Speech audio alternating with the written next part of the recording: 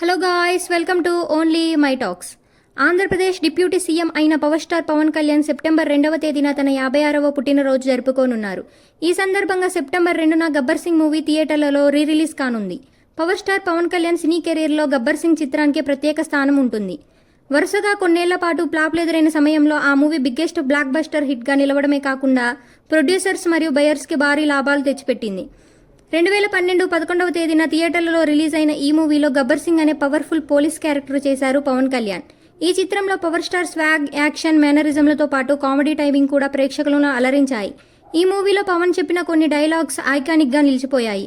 తన ఎనర్జీతో పవన్ అదరగొట్టేశారు. పవన్ కళ్యాణ్ సరసన శృతి హాసన్ హీరోయిన్గా నటించిన ఈ చిత్రానికి డైరెక్టర్ హరీష్ శంకర్ ఈ మూవీని తెరకెక్కించారు. హిందీ మూవీ దబాంగ్కు రీమేక్గా కొన్ని మార్పులు చేసిన ఈ చిత్రాన్ని రూపొందించారు. అప్పట్లోనే ఈ చిత్రానికి సుమారు 150 కోట్ల కలెక్షన్స్ వచ్చాయి. బంపర్ హీట్గా ఈ మూవీ నిలిచింది. పరమేశ్వర ఆర్ట్ ప్రొడక్షన్స్ పతాకంపై బండ్ల గణేష్ ఈ చిత్రాన్ని నిర్మించారు. గబ్బర్ సింగ్ మూవీకి దేవ్శ్రీ ప్రసాద్ పాటలు కూడా పెద్ద బలంగా నిలిచాయి. పవన్ అభిమానులకు గబ్బర్ సింగ్ చిత్రం ఎప్పటికీ గుర్తుండిపోతుంది. అలాంటి చిత్రం ఇప్పుడు మళ్లీ వెండితెరపైకి వస్తుంది. ఇప్పటికే ఎన్నో రిలీజ్ సినిమాలు ట్రెండ్ చేస్తున్న తెలుగు ఫిలిం ఇండస్ట్రీలో గబ్బర్ సింగ్ ప్రత్యేకమనే చెప్పుకోవాలి.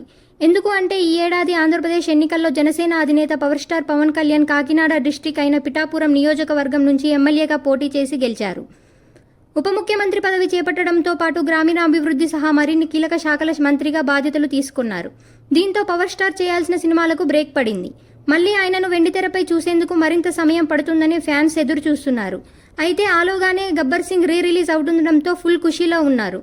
వెండితెరపై మళ్లీ ఈ సూపర్ హిట్ మూవీని చూసేందుకు ఉత్సాహంగా ఉన్నారు ఫ్యాన్స్.